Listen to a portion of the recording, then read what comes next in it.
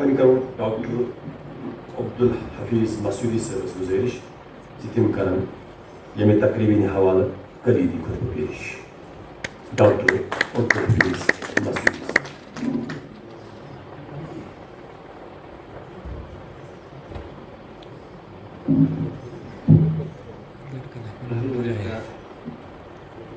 الحمد لله رب العالمين والعاقبة للمتقين الصلاة والسلام على رسوله محمد وعلى آله وصحبه أجمعين. قال الله تعالى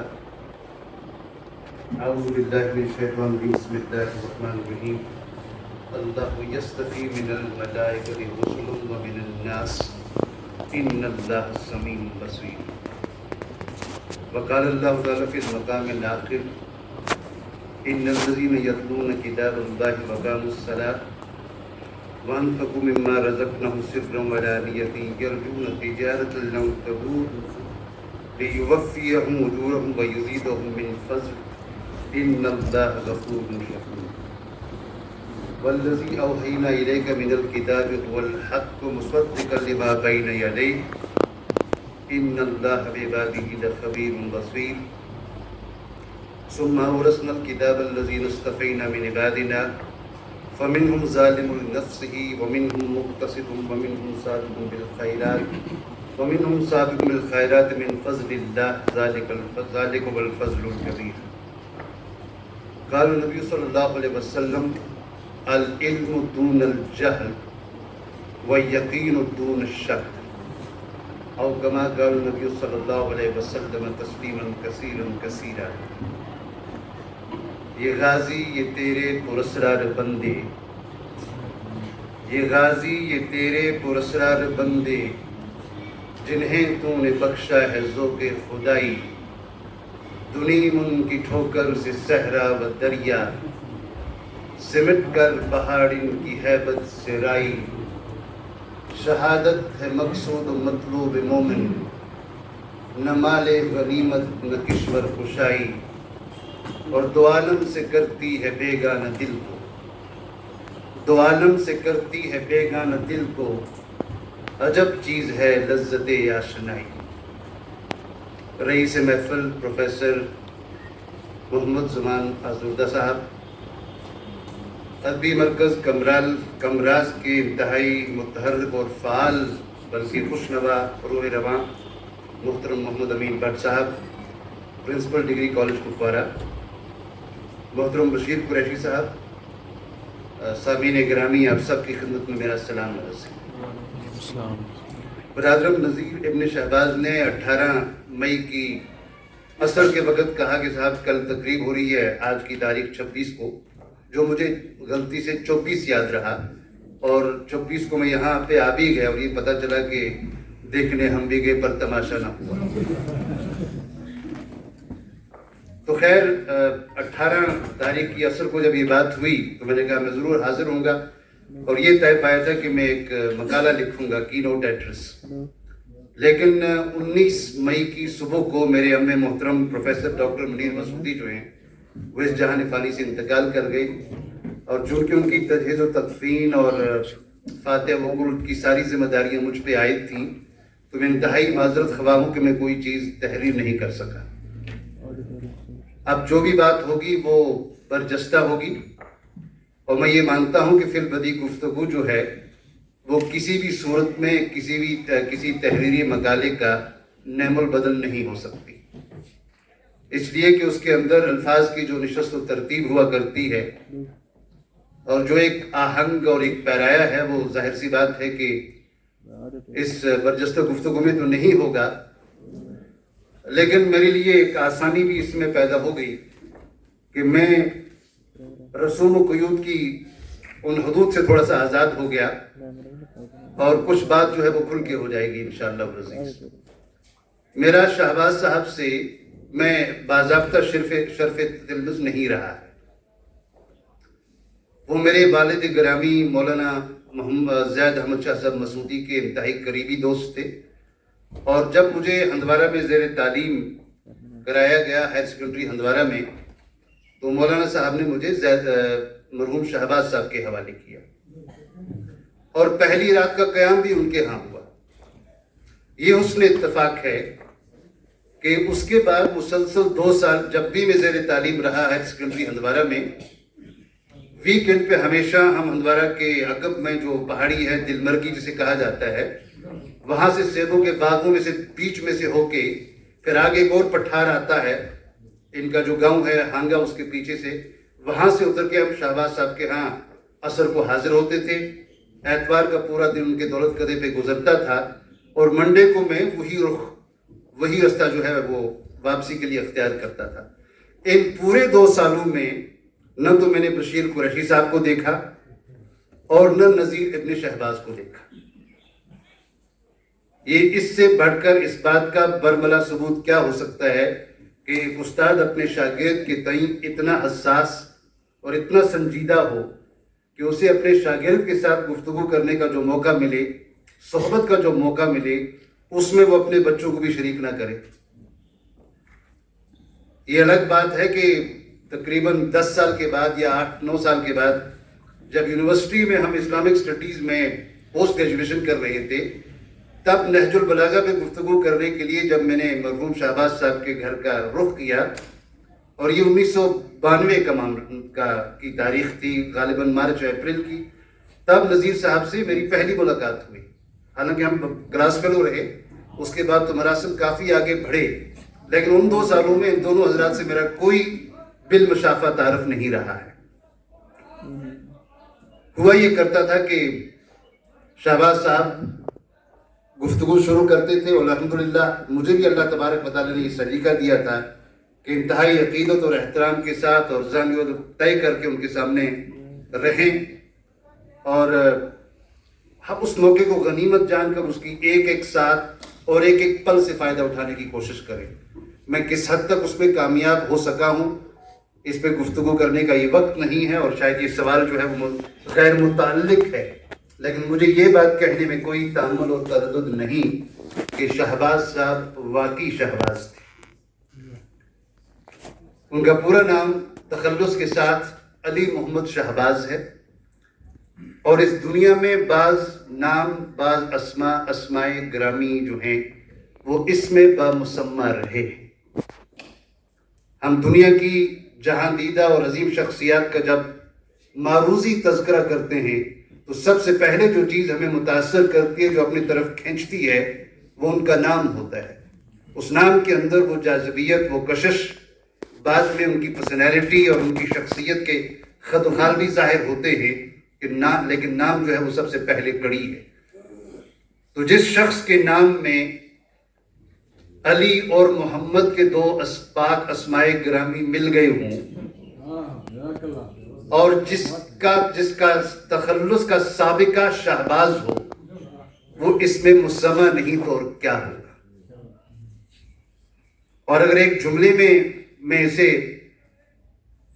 بیان کرنے کی کوشش کروں، بلکہ گفتگو کرنے کی کوشش کروں، تو جس شخص کی شخصیت میں محمد صلی اللہ علیہ وسلم کے پاک نام کی حمدیت اور حضرت علی کرم اللہ تعالی وجہ کی الوہیت آ جائے اور پھر وہ شہباز بھی ہو جائے تو اس کا کہنا ہی کیا۔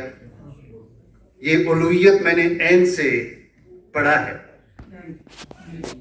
کیونکہ اس دنیا میں ایک طبقہ ایسا بھی ہے جو حضرت علی کرم اللہ تعالی وجہ کے حوالے سے ان کی الوہیت کا قائل ہے، اور یہ انہیں نصیری کہا جاتا ہے۔ اور مشرق وسطیٰ میں جو شام کا ملک ہے، اس کا جو موجودہ حکمران خاندان ہے، وہ اسی نصیری طبقے سے تعلق رکھتا ہے، اور یہ الوہیت الف سے ہے۔ پوری امت مسلمہ میں تو صرف 2 طبقے ایسے ہیں جن پہ جمہور علماء کا یہ اجماع ہے کہ وہ غیر مسلم ہیں، قادیانی اور اہل تشیع میں نصیری۔ میں نے عرض کیا کہ شام کا جو موجودہ حکمران خاندان ہے، حافظ الاسد، جو پہلے حافظ الاسد تھے اور اب حافظ بشر الاسد، وہ ساری اسی خاندان سے تعلق رکھتے ہیں۔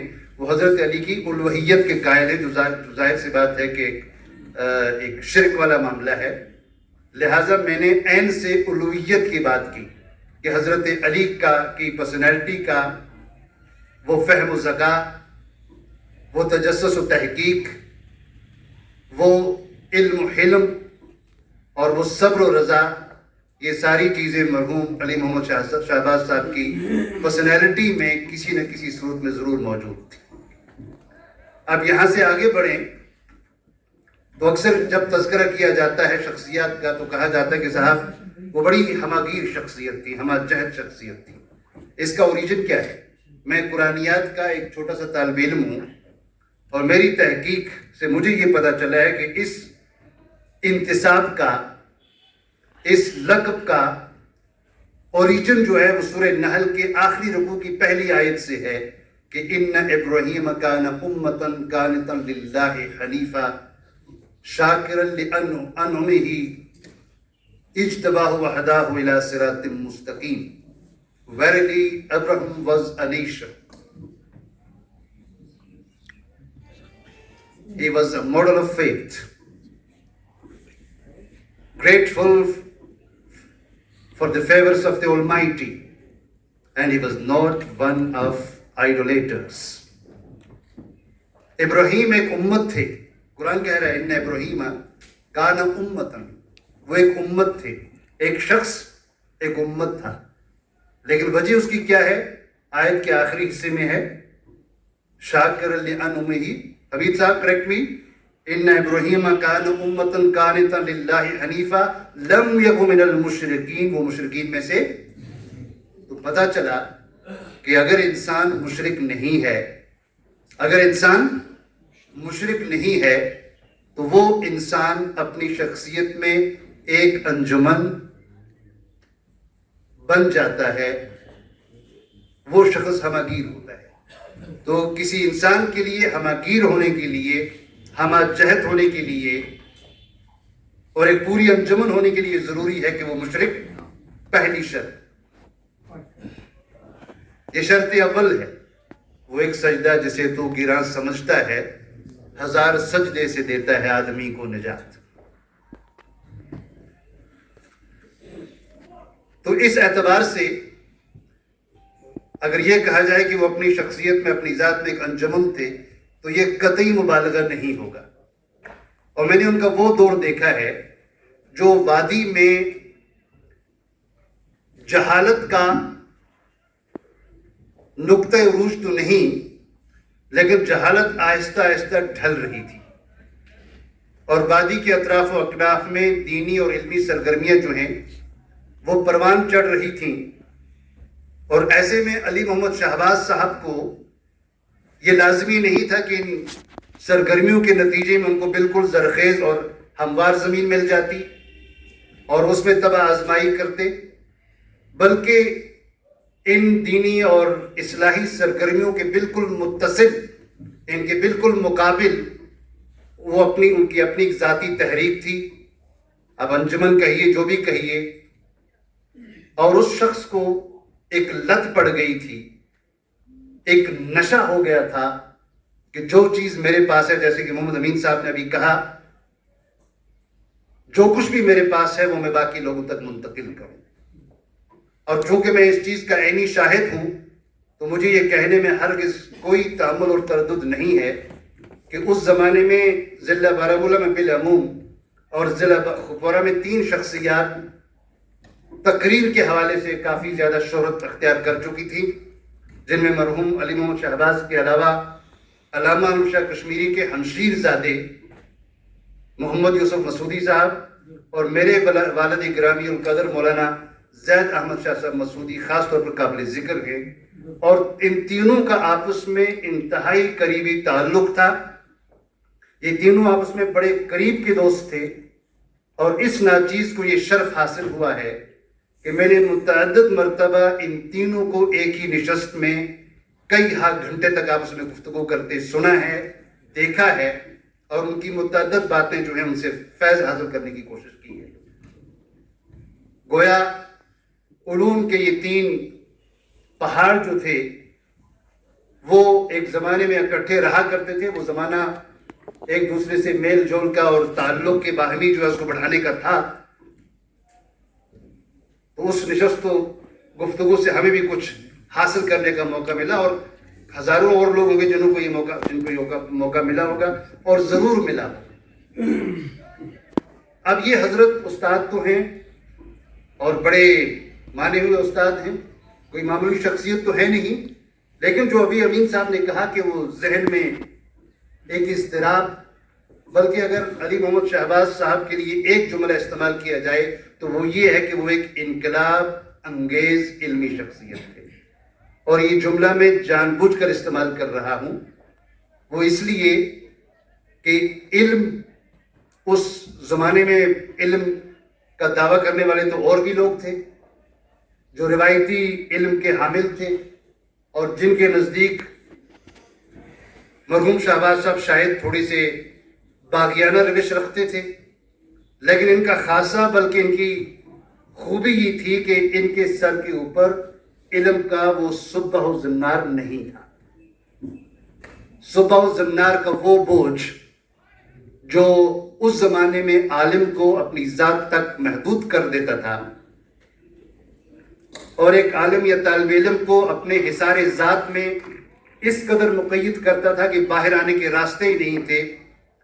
مرحوم علی محمد شہباز صاحب کا صبح زنار نہ پہنا اور اس کے مقابلے میں کراکلی پہنا، اور کراکلی میں وہ کج کلاہی ان کی شخصیت کو نمایاں کرنے کے لیے کافی تھی، اور یہ کج کلاہی جو ہے یہ ان کا شوق نہیں، مجھے لگتا ہے مجبوری تھی۔ ان کے سر کا ڈھیل ڈول ایسا تھا کہ جس میں کراکلی کو تھوڑا سا کج کر کے ہی رکھنا تھا، اور یہ بہت ساری شخصیات کے حوالے سے ایسا ہوا ہے۔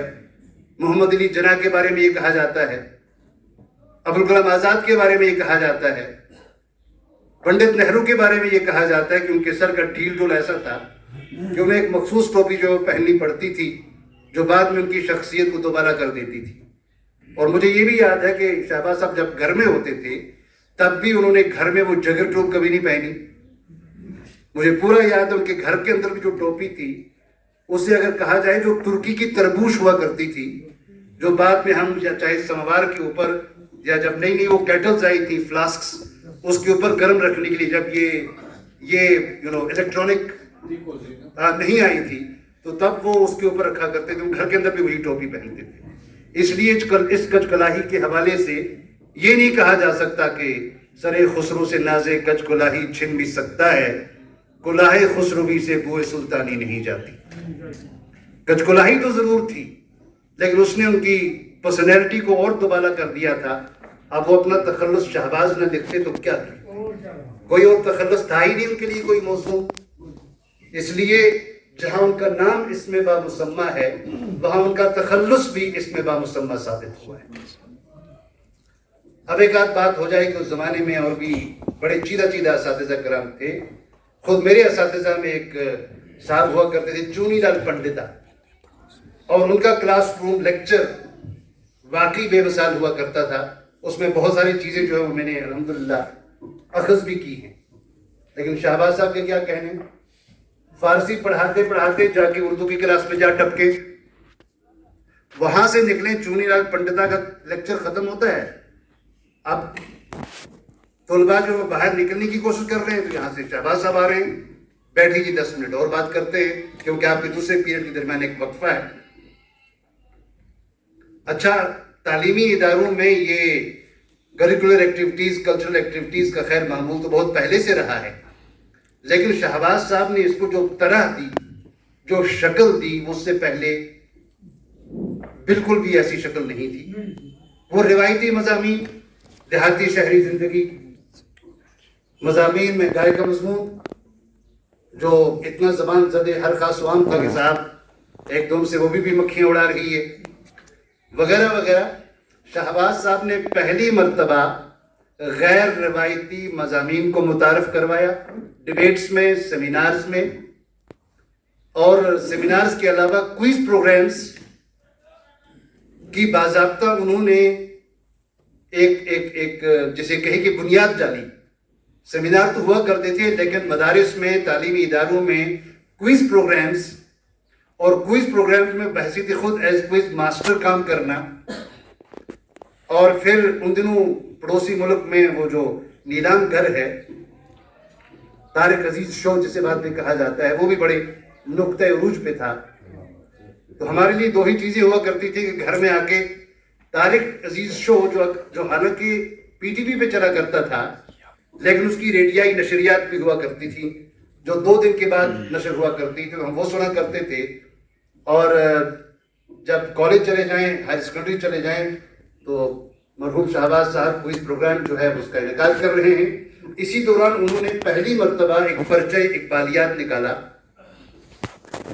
اور جس میں شاید غالباً 400 یا 500 کے مارکس جو ہے وہ حاصل کرنے تھے. ایک مسابقتی مقابلہ جو ہے اسے جو اس کی بنیاد ڈالنے کی کوشش کی. اتفاق سے میں نے 495 مارکس لائے ہیں اس میں الحمدللہ.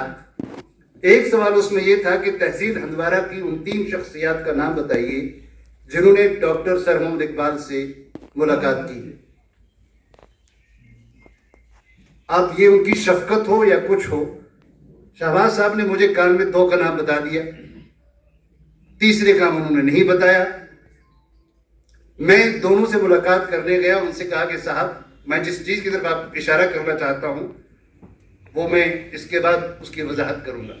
وہ دونوں شخصیات جن میں سے ایک بڑی سماجی شخصیات تھیں، بڑی خدمت خلق کیا کرتی تھیں اور متعدد مرتبہ حج اور عمرہ کے فرائض انجام دے چکے تھے. جب میں نے ان کے پاس گیا اور ان سے استفسار کیا تو انہوں نے یہ تو کہا کہ میری ملاقات ہوئی ہے، لیکن شہباز صاحب کی جم کے خبر لی کہ صاحب اس شخص کو کوئی اور کام نہیں، وہ جو آپ کا سلیبس ہے وہ آپ کے لیے کافی نہیں ہے. وہ ساری چیزیں، یہ خرافات اور یہ ساری چیزیں، اتنی فرصت کہاں سے آ گئی. اور ایک دوسری شخصیت جو ٹاور میں ہی رہا کرتی تھی اور جو خود ایک چوٹی کے مقرر تھے، اس میں کوئی دو رائے نہیں. جب ان سے میں نے ملاقات کی کہ حضرت آپ کی ملاقات ہوئی ہے، ان کا ملاقات تو ضرور ہوئی ہے لیکن یہ ملا کی کارستانی لگ رہی ہے. شہباز کی طرف شہباز صاحب کو اشارہ کر کے، یہ ملا کی کارستانی ہے اور کوئی کام نہیں. دین ملا فی سبیل اللہ فساد، یہ بھی کہہ دیا. حاصل کلام یہ ہے. اور جو تیسری شخصیت ہے ان سے میں نے محنت کر کے جا کے ان سے ملاقات کر لی اور انہوں نے بھی شہباز صاحب کے حوالے سے ان کا انداز بھی کوئی زیادہ والہانہ اور زیادہ پرتبات نہیں تھا. ان کے زبان کی نشتر بھی چلے ہلکے پھلکے. میں حیران ہوں کہ ایک شخص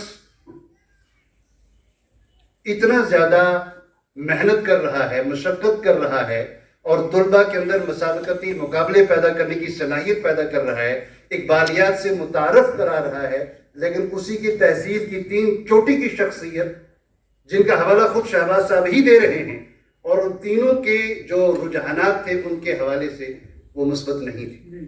یہ وہ دور تھا جب علم کی گفتگو کرنا ایک بغاوت سمجھی جاتی تھی، ایک سرکشی سمجھی جاتی تھی. اس روایتی نظام سے جو نظام کئی دہائیوں تک ہم پہ مسلط تھا، وہ روایتی نظام جیسے کہ میں نے کہا کہ جس میں صبح و زنار کی اہمیت شاید ایک کچ کلاہی والی کلا کلی ٹوپی سے یا جنا کیپے سے کہہ لیجیے زیادہ اہم ہے. ویسے اتفاق سے میرے سر کا ڈیل ڈول بھی جو ہے اس میں بھی کوئی ٹوپی نہیں جچتی اور میری بھی مجبوری یہ ہے کہ میں بھی اس رامپوری ٹوپی جو ہے اس کو پہنتا ہوں اور اس سے بعض لوگوں کو یہ شک ہو جاتا ہے کہ میں الیگیرین ہوں. ایسا ہرگز نہیں ہے. میں یہیں پہ پلا بڑھا ہوں اپنے سرکاری اسکولوں میں اور ان اسکولوں میں جہاں پہ وہ پرانے ٹاٹ، آج کی نہیں، آج کے تو بڑے اچھے آ گئے ہیں، بڑے وہ پرانے ٹاٹ جو جسم کو ایسے چپتے تھے کہ گھر میں جا کے آپ نے اپنے پچھواڑے کو بس وہ جو ہے وہ مالش کیا کرنی ہوتی تھی.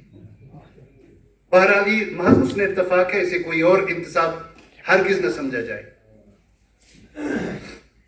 تو یہ وہ چیزیں ہیں جن کا چونکہ میں نے خود مشاہدہ کیا ہے اور میں یہ بھی عرض کرتا چلوں کہ میری جو بھی گفتگو ہوگی میں نے پہلی اس چیز کی وضاحت کی ہے کہ یہ ذاتی مشاہدات کی بنیاد پہ ہوگی. اور ویسا بھی میرا یہ ماننا ہے ویسے بھی کہ مانوی رشتہ جو ہے، مانوی رشتہ اگر اصولوں کی بنیاد پہ استوار ہو تو وہ خونی رشتے کو کہیں پیچھے چھوڑ دیتا ہے. آزردہ صاحب، مانوی رشتہ اگر ٹھوس اصولوں کی بنیاد پہ استوار ہو تو وہ خونی رشتے کو کہیں پیچھے چھوڑ دیتا ہے. اور اسی بات کا ثبوت ہے کہ پورے 2 سال میں مرحوم شہباز صاحب کی صحبت سے فیض حاصل کرتا رہا، لیکن اس گفتگو میں، اس مجلس میں انہوں نے نہ تو بشیر صاحب کو دخل اندازی کرنے کا موقع دیا اور نہ نذیر صاحب سامنے یہ بتا سکتے ہیں. ان 2 سالوں میں انہی کے گھر میں ہونے کے باوجود ان کا وہ پرانا مکان بہت خوبصورت ہوا کرتا تھا، اور اس میں شہباز صاحب جس کھڑکی کے سامنے بیٹھتے تھے وہاں اس کے سامنے ایک پیڑ ہوا کرتا تھا، مجھے پورا یاد ہے. اور جب سورج طلوع ہوتا تھا تو اس کی روشنی اس درختوں کی ڈالیوں میں سے ایک زاویہ بنا کر پڑا کرتی تھی ان کے چہرے پہ، اور اسے بڑا لطف اندوز ہوا کرتے تھے. اب ظاہر سی بات ہے کہ آپ نے کہا، سب نے کہا ہمگیر شخصیت. میں نے بیک گراؤنڈ بتا دیا کہ ہمگیر انسان تب ہوتا ہے جب وہ مشرک نہ ہو، اور اگر مشرک ہے تو پھر کچھ نہیں ہے. اور ایک آیت کی مجھے تلاوت کرنے کی اجازت دیجیے گا، بیکاز میں قرآنیات کا ایک طالب علم ہوں اور میرے سامنے حضرت علی محمد شہباز صاحب مرحوم کی ہمگیر شخصیت ہے. ایک تو یہ کہ یہ شرک نہ کرنے والا ایک انجمن، ایک جماعت اور ایک جمعیت خود بن جاتا ہے. اب آپ لوگ اکثر تو سنتے ہوں گے کہ انما المشرکون نجس، لیکن ایک پیاری آیت جو ہے سورہ الحج کے آخر میں، وہ سن لیجیے گا. میں آگے گفتگو کو بڑھاؤں گا اس کے بعد. حنفاء للہ غیر مشرقین بہ ومن یشرک باللہ. اب جو شخص بدقسمتی سے، شومی قسمت سے کسی نہ کسی شرک کی شکل میں مبتلا ہو گیا تو اپنے آپ کو کیا سمجھے. یہ ان الفاظ پہ غور کریے گا، اور یہ بہت خوبصورت الفاظ ہیں، بڑے شدید الفاظ ہیں. فَكَأَنَّمَا خَرَّ مِنَ السَّمَاءِ فَتَخْطَفَهُ الطَّيْرُ أَوْ تَهْوِي بِهِ الرِّيحُ مِن مَّكَانٍ سَحِيقٍ.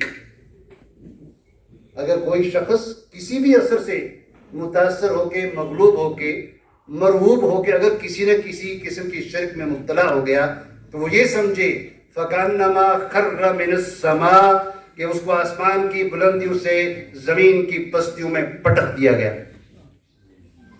فَتَخْطَفَهُ الطَّيْرُ اور پرندوں نے اس کی بوٹیاں نوچ لی.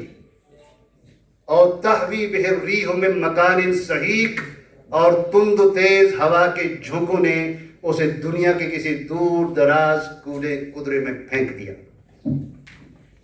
اب جو شخص اس سے باہر ہوتا ہے وہ علی محمد شہباز ہوتا ہے. اسے نہ حالات کی پرواہ، نہ مخاصمت کی پرواہ، نہ مخالفت کی پرواہ. وہ جو لوگ بھکتیاں کستے ہیں، وہ جو لوگ فقرے کستے ہیں اور مختلف القاب و آداب سے نوازتے ہیں، ان لوگوں کو اس چیز کی کوئی پرواہ. یہ اپنے مشن میں لگ جاتے ہیں، اور جب مشن سے عشق ہو جائے تو پھر یہ مخالفت، یہ باد ہوا کے جھونکے، یہ ناموافق جو حالات، یہ ان کے آڑے، کیونکہ دو عالم سے کرتی ہے بیگانہ دل کو، دو عالم سے کرتی ہے بیگانہ دل کو، عجب چیز ہے لذت عاشق. شہباز صاحب کے حوالے سے گفتگو ہوئی کہ شاعر تھے اور نعت کو شاعر خاص طور پر. اب ظاہر سی بات ہے کہ وہ کس اونچے درجے کے شاعر تھے اس پہ گفتگو کرنے کا موقع نہیں، اور خاص میرے خیال میں جو باقی مقررین حضرات آئیں گے وہ اس حوالے سے خوب گفتگو کریں گے. لیکن اتنا بڑا شاعر ہونے کے باوجود، اتنا پختہ شاعر ہونے کے باوجود، آخر کسی خاص ایک رنگ کو اور کسی خاص ایک پہلو کو کیوں نہیں اپنایا؟ ظاہر سی بات ہے کہ وہ غزل اگر کہنا چاہتے تو کافی آگے بڑھ سکتے تھے، اور اس دور میں ویسے بھی ان کی جو غزلیات ہیں وہ کچھ کم نہیں ہیں.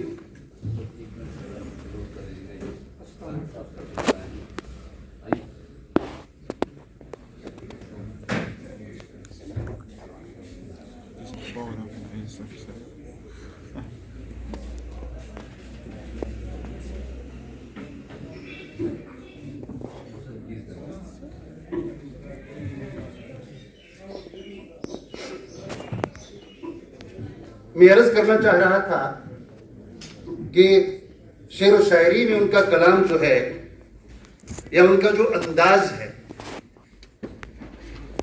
وہ تغزلانہ ضرور ہے، لیکن ان کی شخصیت جو تھی وہ عارفانہ تھی۔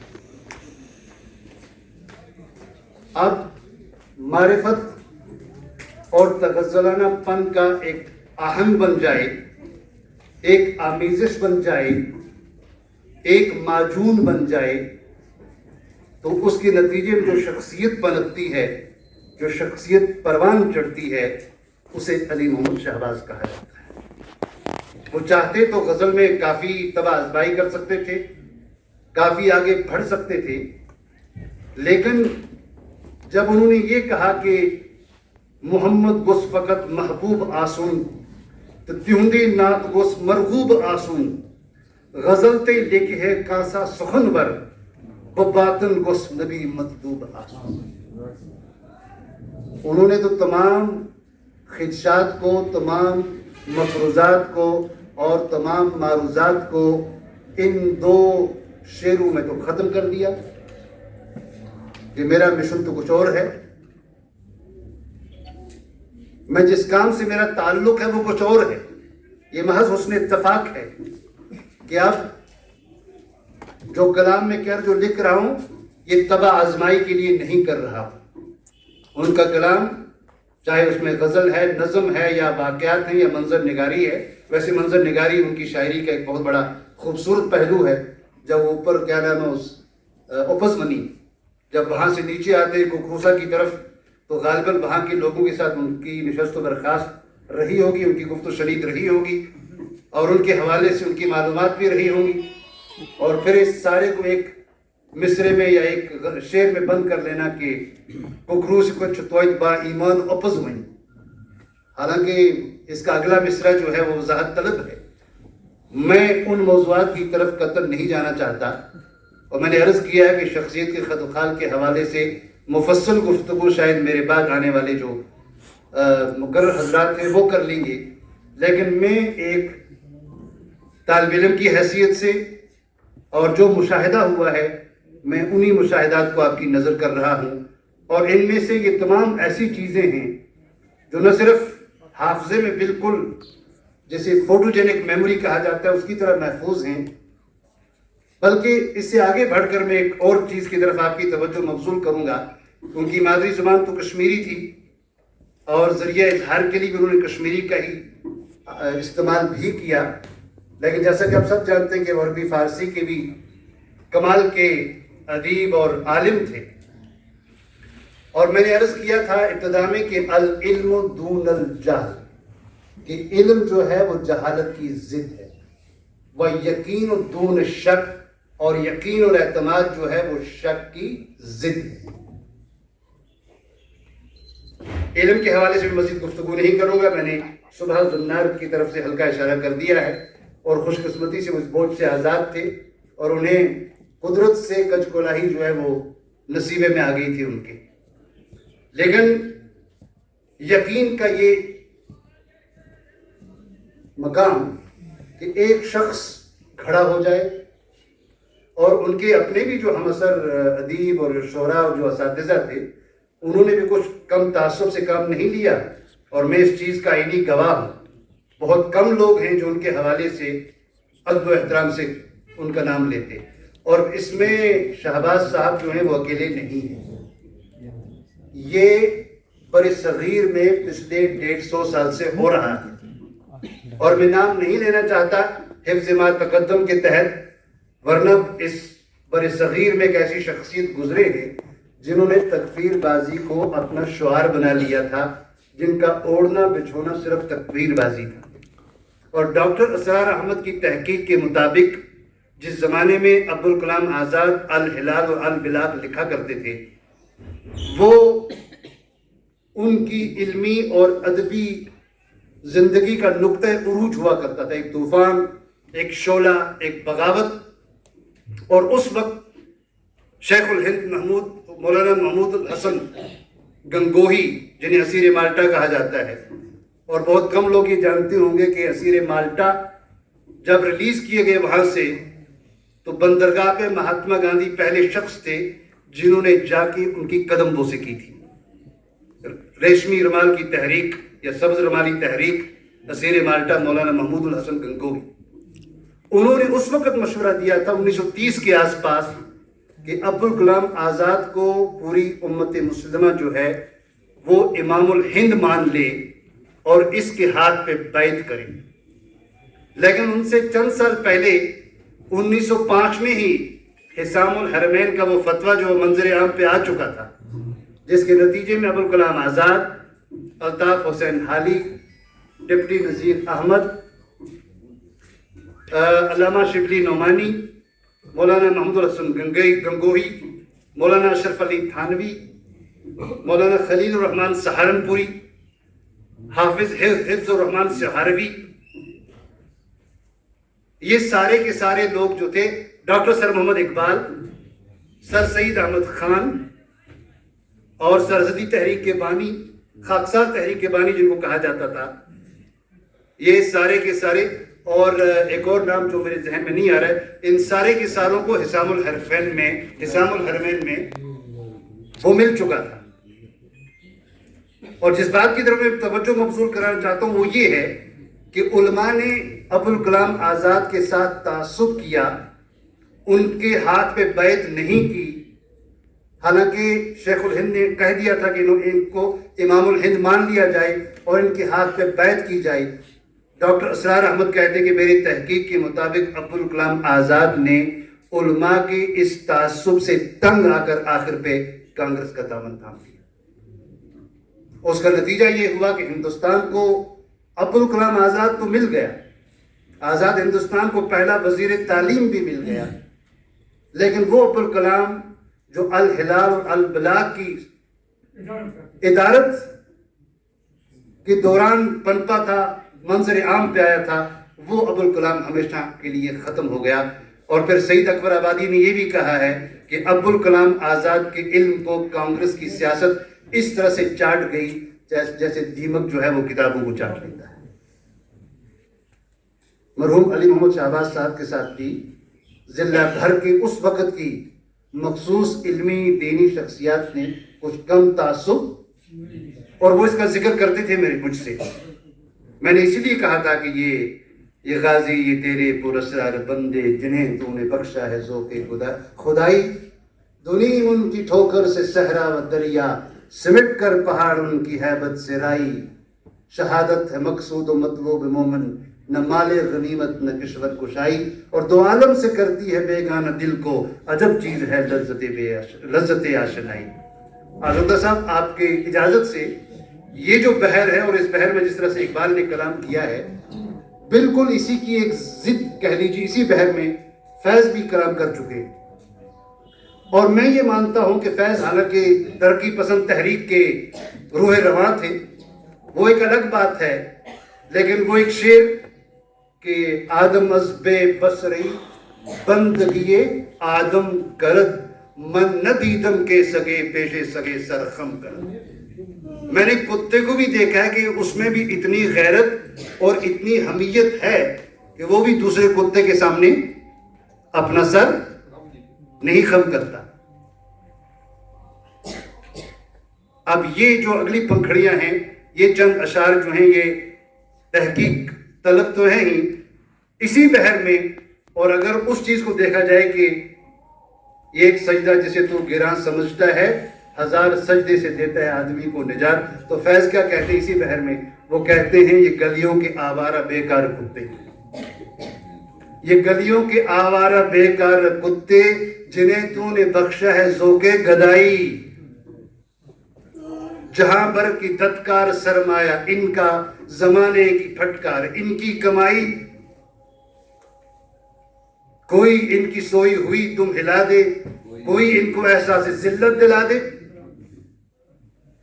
تو ایک تو وہ شخصیت ہے، اور ایک یہ پن ہے جس کے حوالے سے مجھے دو اشعار کا اور جو ہے جو عرض کرنے کی اجازت دیجیے گا، جو شخصیت کے مختلف پہلوؤں کو بڑے باشگاف اور غیر مبہم الفاظ میں واضح کر دیتے ہیں۔ یہی دو قسم کی شخصیات تو ہوتی ہیں، جو سارا ارتعاش ہے، جو سارا تصادم ہے، جو سارا مقابلہ ہے، وہ تو دو شخصیات کے بیچ میں ہے۔ ایک وہ ہے کہ یا وسعت افلاق میں تکبیر مسلسل.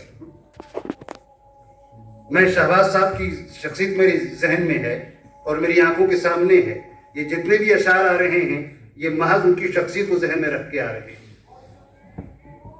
یا وسعت افلاق میں تکبیر مسلسل، یا خاک کی آغوش میں تسبیح و مناجات، یہ مذہب مردان خود آگاہ و خدا مست، وہ مذہب ملا و نباتات الجمادات. ہمیں اپنے عابد ہونے پہ، اپنے تہجد خوان ہونے پہ اور نماز گزار ہونے پہ، نمازی ہونے پہ بڑا فخر ہے نا. سبح للہ ما فی السماوات والارض، زمین و آسمان میں جتنی بھی چیزیں ہیں وہ سب کی سب خدا کی پاکی بیان کر رہی ہیں. وَإِن مِّن شَيْءٍ إِلَّا يُسَبِّحُ بِحَمْدِهِ وَلَٰكِن لَّا تَفْقَهُونَ تَسْبِيحَهُمْ إِنَّهُ كَانَ حَلِيمًا غَفُورًا. کائنات میں ایک بھی ایسی چیز نہیں ہے جو 24 گھنٹے اللہ تبارک و تعالیٰ کی تمہید، تحلیل، تکبیر اور تسبیح بیان نہ کر رہی ہو. وَلَٰكِن لَّا تَفْقَهُونَ تَسْبِيحَهُمْ، لیکن تمہیں ان کی تسبیح سمجھ میں نہیں آتی. تو پتہ چلا کہ ہوا کی سرسراہٹ، جھرنوں آبشاروں کی آواز، یہ پرندوں کی چہچہاٹ، وہ جو سوکھا ہوا پتا زمین پر گرتا ہے اور اس کے نتیجے میں جو آواز، جو ارتعاش پیدا ہوتی ہے، یہ سب کی سب اللہ تبارک و تعالیٰ کی تسبیحات اور تمجیدات ہیں. لیکن ہمیں اس چیز کا علم نہیں. اور آخر پہ نعت گوئی کے حوالے سے ایک نعت وہ مجھ سے اکثر سنا کرتے تھے. میں ابتدان میں عرض کر چکا ہوں کہ ان کا عربی فارسی پہ جو عبور تھا وہ سب کے سامنے ہے، لیکن چونکہ رجوری پونچھ میں بھی وہ ان کی پوسٹنگ رہی ہے کسی زمانے میں مینڈر پہ خاص طور پہ، لہٰذا وہاں کی مقامی زبانوں سے بھی بڑے مانوس تھے.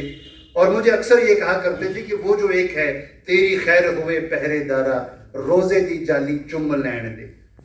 عالم لوہار جو ہیں وہ اس نعتیہ اشعار کو بہت خوبصورت انداز سے گنگناتے ہیں. تو شہباز صاحب ہمیشہ یہ کہا کرتے تھے کہ صاحب یہ بتاؤ، حفیظ یہ بتاؤ. اور مجھے تو خیر وہ ابن زید کہتے تھے اکثر، کبھی کبھی حفیظ کہہ دیتے تھے کہ تیری خیر ہوئے پہرے دارا روزے دی جالی چم لین. اور ایک واقعہ، ہاں آخری یہ ایک بات جو ہے وہ ضرور عرض کرنا چاہوں گا کہ جب گفتگو ان کی موجودگی میں ہو تو وہ ایک جج کی حیثیت سے، ایک نقاد کی حیثیت سے ایک نقطے کا نوٹس لیتے تھے. تلفظ کی غلطی کہاں پہ ہو، مواد کی غلطی کہاں پہ ہو. اور ان کا ایک جملہ جو مجھے بہت زیادہ پسند ہے اور جس جملے کو میں متعدد مرتبہ خود بھی یوز کر چکا ہوں اپنی گفتگو میں، وہ یہ تھا کہ میں مواد کی غلطی تو معاف کر سکتا ہوں لیکن زبان کی غلطی معاف نہیں کرتا. اور مجھے پورا یاد ہے کہ ہائر سیکنڈری کلالپورہ میں سیرت پہ ایک پروگرام تھا، میر درپوری صاحب غالباً موجود تھے اور مرحوم اپنے حمزہ صاحب حبیب اللہ صاحب تو خیر صدارت کر رہے تھے غالباً. اس دوران گفتگو ہو رہی تھی مرحوم غلام قادر شاہین کے حوالے سے. بڑی خوبصورت، بڑی پیاری شخصیت ہے ضلع کپوارہ کی، جوان مرگ ہو گئے. شہباز صاحب نے ایک غزل جو ہے، ایک نظم بلکہ ان کی شان میں پڑھی. اسی دوران مجھے گفتگو کرنے کا موقع ملا اور ان دنوں مجھے ماہر القادری کی کتاب جو ہے وہ در یتیم، وہ تقریباً زبانی یاد ہو گئی تھی. اور وہ وقت ایسا تھا کہ شہباز صاحب ہمیں ٹارگٹ کیا کرتے تھے، یہ کلام غالب ہے، یہ کلام اقبال ہے، اور ایک گروپ کو یہ دے دیا جائے، ایک گروپ کو یہ دے دیا جائے. بیت بازی کا آغاز انہوں نے کیا باضابطہ. اور اس میں ایک دلچسپ آزردہ صاحب ایک لطیفہ بھی آپ کی نظر کرتا ہوں. وہ جب ہمارا مد مقابل گروپ جو تھا when they ran out of the quota of غالبیات، تو انہوں نے جو گاڑی پہ لکھے ہوئے اشعار ہوتے ہیں ان میں سے ایک شعر اٹھایا اور کہا جی غالب سے مجیبون مطلب. اب انہوں نے شعر کیا کہا وہ بتانا تو مناسب نہیں ہے. شہباز صاحب نے اس کے بعد ایک نئی لفظ جو ہے، ایک نیا لفظ اس کو ایجاد کیا، ایک نئی ٹرم آئی کہ گاڑے ادب. انہوں نے کہا حضرت میں نے آپ کو کہا تھا یہ کلام اقبال ہے، یہ کلام غالب ہے، اس میں سے جو بھی شعر تمہیں پسند آتا ہے اپنی استطاعت کے مطابق وہ سنا دو. یہ گاڑے ادب کا میں نے تھوڑا کہا تھا. تو اس کے بعد یہ گاڑے ادب جو ہے وہ شروع ہو گیا. اور پھر وہ جو دیواروں پہ لکھی جاتی ہے گریفٹی، اس کی اگر بات کی جائے تو کہنے کا شہباز صاحب نے اس دور میں اس گریفٹی کو کریکٹ کرنے کے لیے جو کوششیں کی ہیں میں اس کا عینی شاہد ہوں. اور اس میں املا کی کتنی غلطیاں ہوا کرتی تھی, زبان کی کتنی غلطی ہوا کرتی تھی, بلکہ جو ضمیر ہے, ضمیر اس کی کتنی غلطی ہوا کرتی تھی. اس کی ایک مثال میں آپ کو دیتا ہوں. یہاں پہ جو اڈا ہے بس اڈا, یہاں پہ جو پرانی دیوار ہوا کرتی تھی بہت پہلے, اس کی دیوار پہ جعلی حروف سے لکھا ہوا کرتا تھا دیکھوں گدا پیشاب کر رہا ہوں. ہاں, اور کئی سال تو وہ یہاں پہ رہا, دیکھوں گدا پیشاب کر رہا. تو اس گرافیٹی کو اس گرافیٹی کو کریکٹ کرنے میں گاڑے ادب سے ان اشعار کو جو بڑے ثقیل اور جس میں املا اور زبان کا کوئی پاس و لحاظ نہیں رکھا جاتا تھا, ان کو کریکٹ کرنے کے لیے کتنی کوششیں کی. اور باقی چیزوں میں کہہ ہی چکا ہوں کہ بیت بازی ہو, کوئز پروگرامز ہوں, سیمینارز ہوں, سمپوزیمز ہوں, ان کے اندر ان کا انہماک, ان کا شوق اور ان کا اشتیاق جو ہے وہ قابل دید اور قابل داد ہمیشہ رہا کرتا تھا.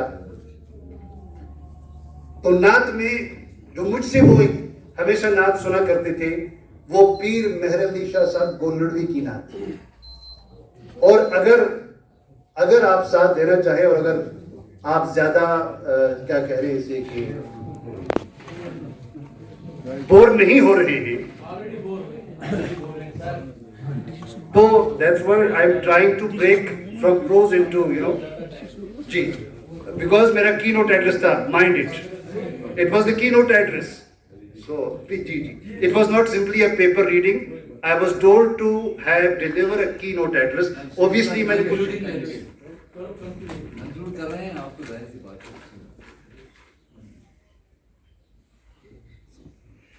پیر مہر علی شاہ صاحب گولڑی کے حوالے سے ایک ضرور, ایک تو شہباز صاحب کا مجھے نہیں معلوم ہے کہ کیا وہ پڑوسی ملک میں کافی اسپار پہ گئے یا نہیں گئے, لیکن غالباً انہوں نے مجھے کہا ہے کہ شاید انہوں نے حاضری دی ہے ان کے مزار پہ کبھی.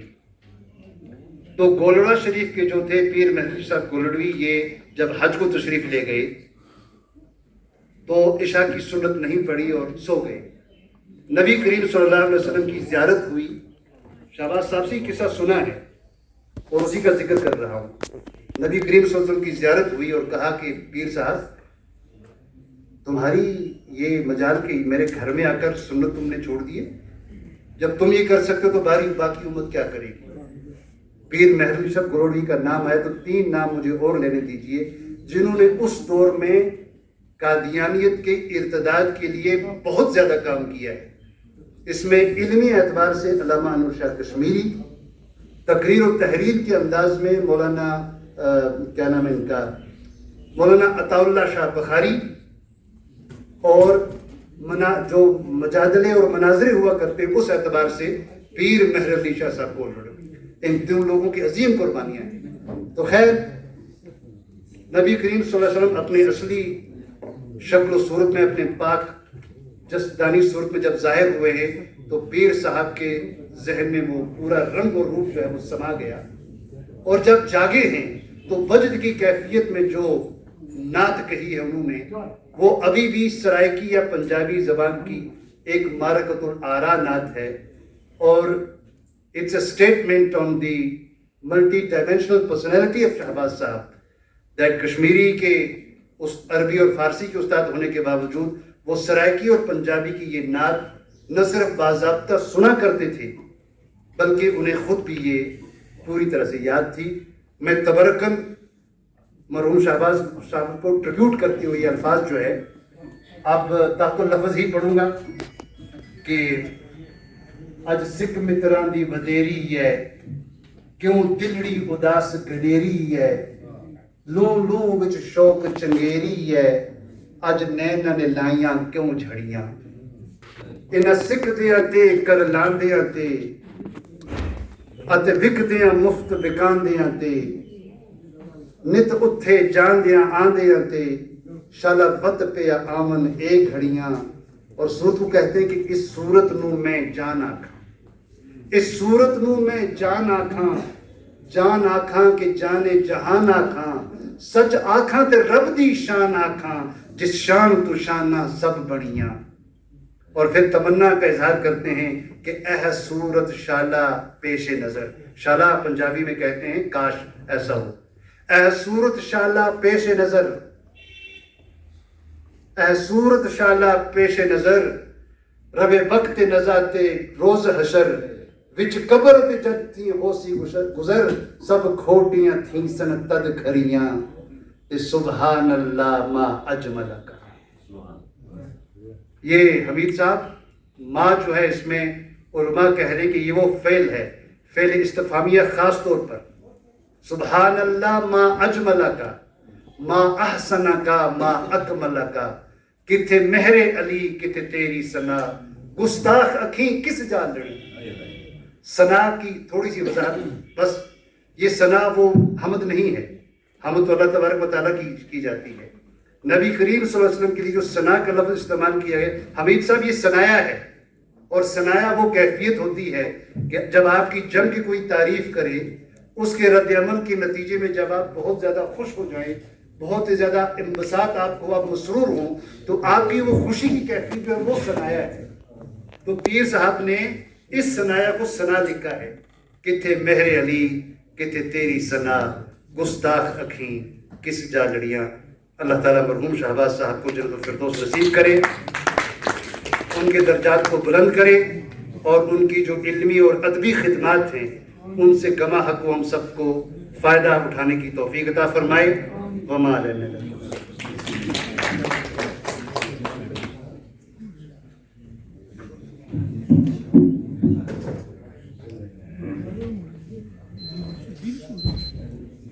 شکریہ ڈاکٹر